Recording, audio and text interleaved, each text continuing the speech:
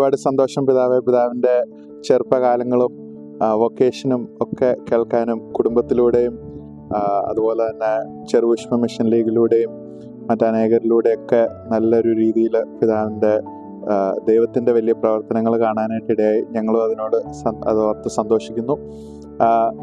പിതാവെ, അല്പം പിന്നീട് അമേരിക്കയിലേക്ക് വരാനുണ്ടായ ഒരു സാഹചര്യവും ഇവിടെ വന്നിട്ടുള്ള തുടക്കകാലങ്ങളിലെ ഓർമ്മകളും ഒക്കെ ഒന്ന് പങ്കുവയ്ക്കാമോ? പഴയകാല ഓർമ്മകളിലേക്ക് പോകുന്നതിൽ സന്തോഷമേ ഉള്ളൂ. പല രീതിയിൽ വൈദികന്റെ ശുശ്രൂഷ നിർവഹിച്ചു വരികയായിരുന്നു. വൈദികനായ ശേഷം ആദ്യം സെൻറ് ജോസഫ് ചർച്ച് കുടക്കച്ചിറ, അവിടെ അസിൻ്റെയായിട്ട് നിയമനം ലഭിച്ചു. ആദ്യത്തെ അജപാലന ശുശ്രൂഷ അവിടെയാണ് ആരംഭിച്ചത്. തുടർന്ന് saint George forane church Aruvithura, അവിടെ അസിൻ്റെയായിട്ട് 4 വർഷക്കാലം ചെലവഴിച്ചു. അമ്പാറ നെൽപ്പേൽ സെൻറ് ജോൺസ് ചർച്ചിൽ 3.5 വർഷം വികാരിയായി. ആദ്യത്തെ വികാരി സ്ഥാനം ഔദ്യോഗികമായിട്ട് അവിടെയായിരുന്നു വിനിയോഗിക്കാൻ ആദ്യം അനുവദിച്ചത്. തുടർന്ന് 3 വർഷക്കാലം പാലാ യുവതിയുടെ ബിഷപ്പ് മൈനർ സെമിനാരിയിൽ പഠിപ്പിക്കുന്നതിന് വേണ്ടി അവിടുത്തെ വൈസ് റെക്ടറായിട്ടും പ്രൊക്യൂറേറ്ററായിട്ടും ഉള്ള നിയമനമാണ് പിതാവ് തന്നത്. ആ രീതിയിൽ ശുശ്രൂഷ ചെയ്യുന്ന അവസരത്തിലാണ് അന്ന് പാലാരൂരിലെ പിതാവായിരുന്ന മാർ ജോസഫ് പള്ളിക്കാപ്പൻ പിതാവ് എന്നെ പ്രത്യേകമായ രീതിയിൽ അമേരിക്കയിൽ അയക്കുന്നതിന് തീരുമാനിച്ചായത്. 1984 മാർച്ച് മാസത്തിലാണ് അമേരിക്കയിൽ ഞാൻ എത്തിച്ചേരുന്നത്. അന്ന് വരാനുണ്ടായ കാരണം ടെക്സസ് സ്റ്റേറ്റിലെ ഡാലസ് എന്ന് പറയുന്ന രൂപതയിൽ അന്നുണ്ടായിരുന്ന ഏതാനും സീറോ മലബാർ കുടുംബങ്ങളിൽപ്പെട്ട ഏതാനും പേര് ഒന്നിച്ചുകൂടി അവർക്ക് ഒരു സീറോ മലബാർ വൈദികനെ കിട്ടിയാൽ കൊള്ളാമെന്നുള്ള ആശയം അവിടുത്തെ ലത്തീൻ പിതാവിനോട് പറയുകയും പിതാവ് അവരോട് നാട്ടിലുള്ള നമ്മുടെ സീറോ സഭയിലെ എല്ലാ പിതാക്കന്മാർക്കും എഴുതാൻ ആവശ്യപ്പെടുകയും ചെയ്തു. അങ്ങനെ അവർക്കെല്ലാ പിതാക്കന്മാർക്കും എഴുതി അതിൽ നിന്ന് മറുപടി തരുന്നവർ പോസിറ്റീവ് ആണെങ്കിൽ സഹായിക്കാമെന്ന് ആ പിതാവ് വാഗ്ദാനം ചെയ്തിരുന്നു. ഏതായിരുന്നാലും പാലാരിനോട് പിതാവ് പള്ളിക്കാപ്പൻ പിതാവ് പോസിറ്റീവായിട്ട് മറുപടി കൊടുത്തു, അച്ഛനെ വിടാമെന്നും പറഞ്ഞ്. ആ അച്ഛനെ വിടുന്നതിൻ്റെ തിരഞ്ഞെടുപ്പ് വന്നപ്പോഴാണ് പിതാവ് എന്നെ അതിലേക്കായിട്ട് നിയോഗിച്ചത്. ആ രീതിയിലാണ് ഞാൻ അമേരിക്കയിൽ 1984 മാർച്ച് 28-ാം തീയതി അമേരിക്കയിൽ കാലുകുത്താനിടയായത്. അങ്ങനെ വരുന്ന അവസരത്തിൽ അന്നത്തെ പിതാവ് വാഗ്ദാനം ചെയ്തിരുന്ന പോലെ അദ്ദേഹത്തിൻ്റെ രൂപതയിലെ ഡാലസ് രൂപതയിലെ സെൻറ്റ് ഫൈസ്റ്റൻ പാരീഷിലെ ഇടവകയിലെ അസിൻ്റെയായിട്ട് assistant pastor, associate pastor, Paravakkal vicar, ആ ടൈറ്റിലാണ് എന്നെ അവിടെ നിയമിക്കുന്നത്. ഒപ്പം ചിറമറുപാട് കാര്യങ്ങൾ എന്തെങ്കിലും ചെയ്യണമെങ്കിൽ ഇഷ്ടംപോലെ ചെയ്തോളാൻ പറഞ്ഞു. അന്ന് ഈ പേര് പോലും ഇവിടെയെങ്കിലും ആരും പറഞ്ഞു കേട്ടിട്ടില്ല. ആളുകളിൽ അങ്ങനെ ഒരു പ്രസ്ഥാനമേ ഇവിടെ ഇല്ല. സഭാപരമായ രീതിയിൽ സീറോ മലബാർ കമ്മ്യൂണിറ്റി എന്ന പേരിൽ ഒരിടത്തും ആവിർഭവിച്ചിട്ടില്ല. അതിനായിട്ട് ആരെയും നിയോഗിച്ചു വരുന്നുമില്ല. ആദ്യത്തെ സീറോ മലബാർ വൈദികൻ സീറോ മലബാർ സഭയുടെ പ്രവർത്തനങ്ങൾക്ക് വേണ്ടി നിയുക്തനായിട്ട് ഞാനായിരുന്നു എന്നുള്ള ഒരു പ്രത്യേകത ആ നിയമനത്തിലുണ്ടായിരുന്നു. അവിടെ സെൻറ്റ് ഫൈസ്റ്റൻ പള്ളിയിലെ അവിടുത്തെ മൺസിഞ്ഞ പാസ്റ്റർ വളരെ നല്ല മനുഷ്യരായിരുന്നു. അവിടെ വേറെ 2 അസോസിയേറ്റ് അച്ഛന്മാരും കൂടി ഉണ്ടായിരുന്നു. അങ്ങനെ അവരുടെയൊക്കെ സഹകരണത്തോടു കൂടി അവിടെ താമസം പ്രവർത്തനങ്ങൾ എല്ലാം ആരംഭിച്ചു. മാസത്തിൽ ഒരു കുർബാന എന്ന രീതിയിൽ തുടങ്ങാൻ പറ്റുള്ളൂ. ആരംഭിച്ച വേറെ സംവിധാനങ്ങളൊന്നുമില്ലല്ലോ. അതുകൊണ്ട് തന്നെ അവിടുത്തെ ഡൗൺ ടൗൺ ഉള്ള ഒരു പള്ളിയിലെ ഹോളി ട്രിനിറ്റി ചർച്ചിൻ്റെ ബേസ്മെൻറ്റിലാണ് കുർബാനയ്ക്കുള്ള സൗകര്യം ക്രമീകരിച്ചത്. അങ്ങനെ മാസത്തിൽ ഒന്ന് അവിടെ പോയി കുർബാന ചെയ്യും. അവസരത്തിൽ അവിടെ അറിയാവുന്ന എല്ലാ ആളുകളെയും വിളിച്ചുകൂട്ടി കുർബാന ആരംഭിച്ചു. അങ്ങനെ ആ രീതിയിൽ തുടർന്നു. പിന്നീട് അതിൻ്റെ വളർച്ചയുടെ പാതയിൽ മാസം 2 കുർബാന എന്ന രീതിയിലേക്ക് ഒരു കുർബാന പഴയ പള്ളി ആദ്യം തുടങ്ങിയെടുത്തും മറ്റത് ഞാൻ താമസിച്ചിരുന്ന സെൻറ്റ് ബാസ്റ്റൻ പള്ളിയിലും ആയിട്ട് ആരംഭിച്ചു. അങ്ങനെ മാസത്തിൽ 2 കുർബാന എന്ന രീതിയിലേക്ക് വളർത്തിക്കൊണ്ടുവന്നു. അതിൻ്റെ വളർച്ചയുടെ പാതയിൽ വന്നപ്പോഴത്തേക്കും ഒരു പള്ളി വാങ്ങിക്കുന്നതിൻ്റെ ഒരാവശ്യകത ആളുകളുടെ ഇടയിൽ പൊങ്ങി വന്നു. അതിൻ്റെ പ്രത്യേക സംഭവം എന്ന് പറഞ്ഞാൽ അത് ഓർക്കാവേണ്ട ഒരു സംഭവം തന്നെയാണ്. അതായത് 1989 ക്രിസ്മസിൻ്റെ അവസരത്തിൽ ക്രിസ്മസ് നൈറ്റിൽ ഞങ്ങൾ ക്രിസ്മസ് ആ ട്രിനിറ്റി പള്ളിയിൽ തന്നെയാണ് അറേഞ്ച് ചെയ്തിരുന്നത്. ബേസ്മെൻറ്റിലാണ് ഒന്നിച്ചു കൂടാനായിട്ടിരുന്നത്. ഞങ്ങളവിടെ ചെല്ലുമ്പോഴാണ് വാതിൽ തുറന്നപ്പോഴാണ് ആ ബേസ്മെൻറ്റിൽ മഞ്ഞ് ആ ദിവസം നല്ല ശക്തിയായിട്ടുണ്ടായിരുന്നുകൊണ്ട് പൈപ്പ് പൊട്ടി പാലം വെള്ളം മൂടിക്കിടക്കുകയാണ്. അപ്പം അതിനകത്ത് ആർക്കും കയറാൻ പറ്റുന്നില്ല. അവിടെ കുർബാനയും കാര്യങ്ങളൊന്നും നടത്താൻ നിർവാഹമില്ല.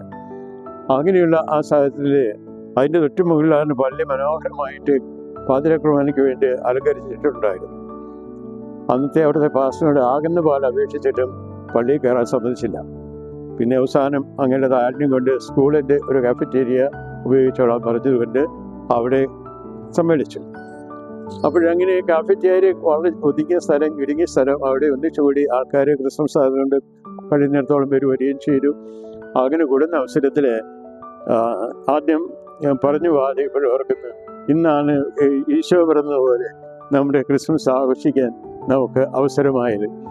അതുകൊണ്ട് ഇനി ഭാവി കാര്യങ്ങളെപ്പറ്റി നമുക്ക് നേരം പോലെ ചിന്തിക്കാം എന്ന് പറഞ്ഞാണ് അന്നത്തെ ക്രിസ്മസ് സന്ദേശം ആരംഭിച്ചതെന്ന് ഞാൻ ഓർക്കുകയാണ്. ഏതായിരുന്നാലും അതിനെ തുടർന്ന് ഉള്ള പൊതുയോഗത്തിലാണ് നമുക്ക് ഇപ്പോൾ പോയാൽ പോരാ, സ്വന്തമായൊരു സ്ഥലം ഉണ്ടാകണമെന്നതിനെപ്പറ്റി ഒരു ആശയം വരികയും അവിടെ ഒരു പള്ളി രൂപീകരിക്കുന്നതിനെപ്പറ്റി കമ്മിറ്റി തന്നെ അല്ലെങ്കിൽ പൊതുയോഗത്തിൽ തന്നെ തീരുമാനമെടുക്കുകയും ചെയ്തത്. അതിൻ്റെ പൂർത്തീകരണമായിട്ടാണ് ഡാലസിൽ ആദ്യത്തെ പള്ളി വാങ്ങിക്കാനിടയായത്. അതായത് 1992 ജൂൺ മാസത്തിൽ പള്ളി വാങ്ങിച്ചു. ജൂലൈ മാസം 25-ാം തീയതി അന്നത്തെ ചങ്ങനാശ്ശേരി മെത്രാപ്പോലിത്ത ആയിരുന്ന അഭിനയ മാർ ജോസഫ് പൗത്രൻ പിതാവ് അമേരിക്ക സന്ദർശിക്കുന്ന അവസരമായിരുന്നുകൊണ്ട് പിതാവ് തന്നെ ആ പള്ളിയുടെ കൂദാശ കർമ്മം നിർവഹിക്കുകയും ചെയ്തു. അങ്ങനെ അമേരിക്കയിലെ ആദ്യത്തെ സീറോ-മലബാർ ദേവാലയം ഔദ്യോഗികമായിട്ട് വാങ്ങിച്ച് കൂദാശയിൽ പള്ളിയാക്കി ഇടവകയായിട്ട് ഉയർത്താൻ സാധിച്ചു എന്നുള്ളതും ഇപ്പോൾ നന്ദിയോടെ അനുസ്മരിക്കുകയാണ്. അതിന് തൊട്ടു മുമ്പ് തന്നെ ചിക്കാഗോയിൽ ചങ്ങനാശ്ശേരിയിൽ നിന്നുള്ള SP കോളേജ് പ്രിൻസിപ്പൽ റിട്ടയർ ചെയ്ത പിന്നെ കുര്യാളച്ചൻ ആന്റണി കുര്യാളച്ചന് അവിടെ 85 മുതൽ സീറോ-മലബാർ കുർബാന തുടങ്ങി. അവിടെ അന്നത്തെ കർദിനാളിൻ്റെ മനോഗുണം കൊണ്ട് നമുക്ക് ഫ്രീ ആയിട്ട് ഒരു പള്ളി ലഭിക്കാനിടയായി. അങ്ങനെ ആ പള്ളി ലഭിച്ചതുകൊണ്ട് 87 മുതൽ അവിടെ പള്ളിയാവുകയും പള്ളിയിൽ ശുശ്രൂഷകൾ ആരംഭിക്കുകയും ചെയ്തു. തുടർന്ന് ബഹുമാനപ്പെട്ട കുര്യാളീശ്വര നാട്ടിലേക്ക് പോവുകയും പകരം ഫാദർ മാത്യു വന്തലാരി വന്ന് അവിടെ വികാരിയായിട്ട് ചാർജ് എടുക്കുകയും ചെയ്തു. അദ്ദേഹം പാലാരിയിൽ നിന്നുള്ള അച്ഛനായിരുന്നു. അതുകൊണ്ട് ഡാലസ് ഞാനും എന്നോടൊപ്പം പാലായിൽ തന്നെ പ്രവർത്തിച്ചിരുന്ന ബഹുമാനപ്പെട്ട വന്തലാരി ചിക്കാഗോയിലുമായിട്ട് ഞങ്ങൾ 2 പേരാണ് ഔദ്യോഗികമായിട്ട് ആ രീതിയിലുള്ള സീറോ-മലബാർ പള്ളികളിൽ ശുശ്രൂഷയായിട്ട് ചെയ്യാൻ ഇടയായിട്ട്. അതിന് തൊട്ട് മുമ്പ് തന്നെ ഡിട്രോയിറ്റ് എന്ന സ്ഥലത്തിൽ കാഞ്ഞിരപ്പള്ളിയിൽ നിന്നുള്ള ജോസഫ് നാഗരൂരച്ചൻ മിഷൻ സീറോ-മലബാർ മിഷന് വേണ്ടിയിട്ട് നിയുക്തനാകുകയും വരികയും ചെയ്തിരുന്നു. ഇങ്ങനെ ഈ 3 മിഷനുകളാണ് നമ്മുടെ സഭയ്ക്ക് അങ്ങനെ ആരംഭ കാലഘട്ടത്തിൽ രൂപീകൃതമായത്. ഏതായിരുന്നാലും ഡാലസിലെ പ്രവർത്തനങ്ങളിലൂടെ പള്ളിയായി, ഇടവകയായി, എല്ലാ സംവിധാനങ്ങളായി.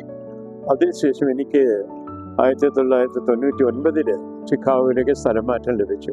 ചിക്കാഗോയിലേക്ക് വരുന്ന അവസരത്തിൽ എനിക്ക് പകരമായിട്ട് ഡാലസിലേക്ക് വന്ന് പ്രിയപ്പെട്ട ജോൺ മേലെ പ്രൊഫസറാണ്. ചിക്കാഗോയിൽ അന്ന് ഒരു കാര്യമായിരുന്ന ജോസ് കണ്ടത്തിക്കുടിയച്ഛന് ന്യൂയോർക്കിലേക്കാണ് സ്ഥലം മാറ്റിയത്. ന്യൂയോർക്കിലെ ആദ്യത്തെ സീറോ-മലബാർ മിഷൻ പ്രവർത്തനത്തിൽ ചാർജാണ് അച്ഛനുണ്ടായിരുന്നത്. ന്യൂയോർക്ക് സ്റ്റേറ്റിലും അതുപോലെ ന്യൂജേഴ്സി സ്റ്റേറ്റിലുമായിട്ടാണ് അച്ഛനെ മിഷൻ ഡയറക്ടറായിട്ട് നിയമിച്ചത്.